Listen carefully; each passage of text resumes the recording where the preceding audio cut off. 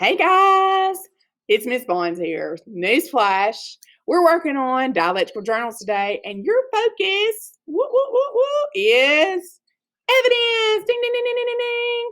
And so, what I have found in our evidence is that you do a great job of finding evidence, but you really don't know what the purpose is of it. Like, why is it there?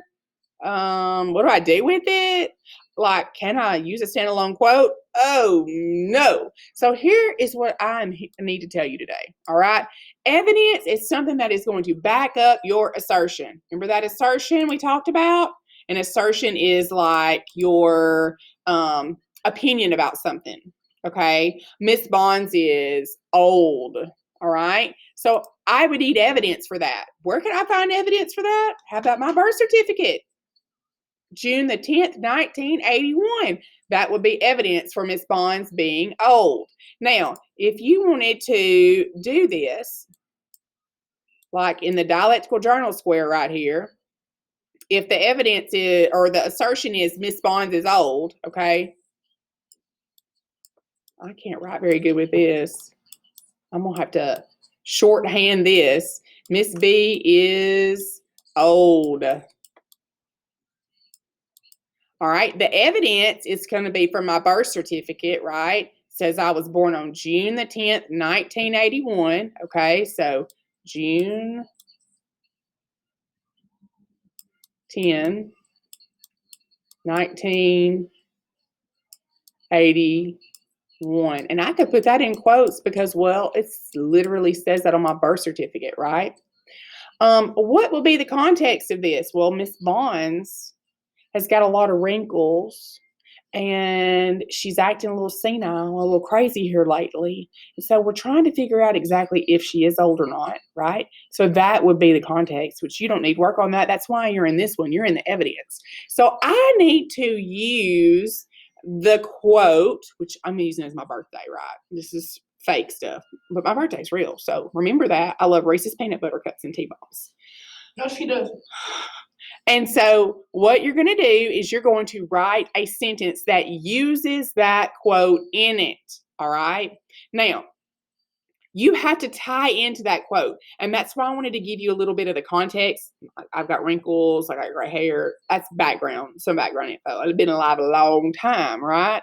So the evidence is going to have to be introduced or written with words that are your own, okay?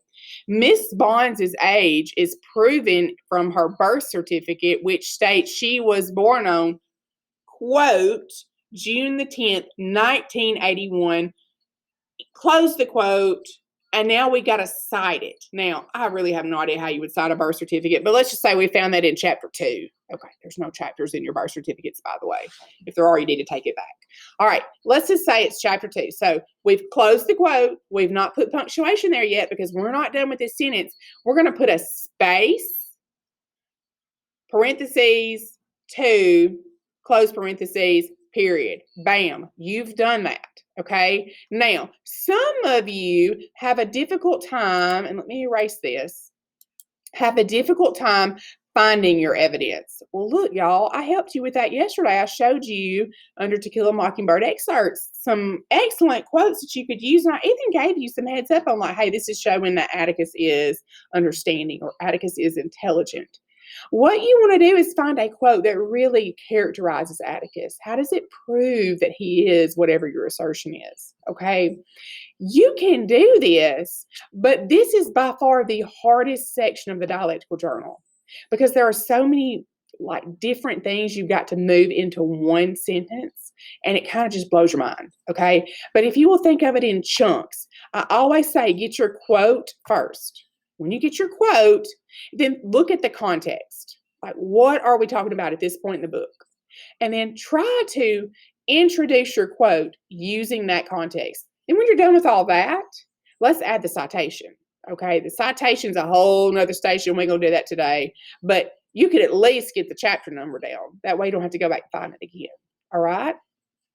Now, is there some kind of checklist or rubric that I can use? Well, heck yeah, there is. You go into the Atticus Dialectical Journal number 2, and there is a rubric that shows you how I'm grading it.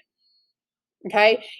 If you do not correctly embed your quote, you are not going to get a good score. Let me tell you what's just going to get you almost no points. If you do a standalone quote all by your little self, oh no, child. We in honors English and we're not doing that. Okay? You cannot have a standalone quote. If you see me write that on your paper, would you just please fix that for me? That's going to be the end of my career is reading standalone quotes. No standalone quotes. We are past that, friends. We have graduated. We are ninth grade pre-AP honors English, and you are not going to do that because you are smart, intellectual, intelligent, wise teenagers. You got it. Okay? So you are going to go through your evidence boxes and you are going to check them for, did I write a sentence that included the quote in it? And did I cite it? And is my quote really tying into my assertion? Because if not, I got to go find a whole other quote.